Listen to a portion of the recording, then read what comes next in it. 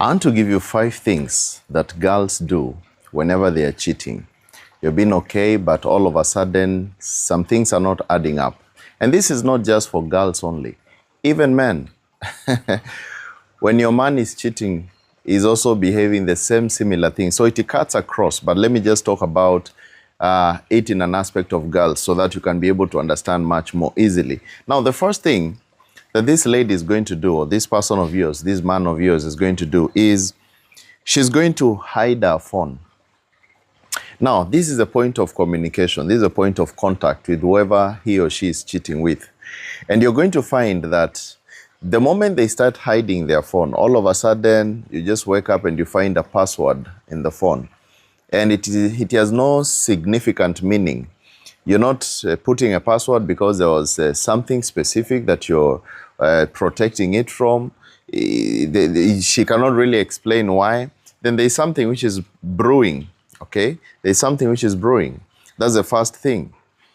The second thing is she's going to accuse you, yourself, of cheating.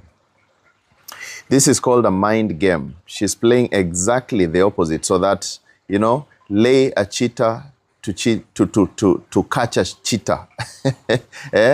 What do I mean? You're trying basically to portray what you're doing to someone else, laying a trap by trying to say, oh, it is you who is doing this. But in real sense, it is them who are doing the same. So they will start accusing you of cheating so much until you look at yourself and you start questioning your sanity. Like, for real, what have I done? Number 3, they are going to start buying some new clothes, dressing up too much, putting on some makeups and stuff, all right? Taking too much extra care of their looks in a way that is not just for you, but they're not doing it and trying to show you, hey, my dear, look at how I'm looking, it's for you and stuff like that. You know, it is not geared toward you. You can feel the energy is going somewhere else. I'm not saying that people should not dress well, but if the energy is going somewhere else, there's something which is wrong. Again, she's always on her phone 24 hours, 24/7. Always on her phone. And when you try to get near, or maybe you try to talk about, hey, what are you talking on the phone? They get too agitative. They argue. No. It doesn't mean that someone should not be on their phone. And all this. That's a sign of cheating. The other thing is that she starts hanging out with what we call friends. But these friends of ours, you cannot really tell who they are.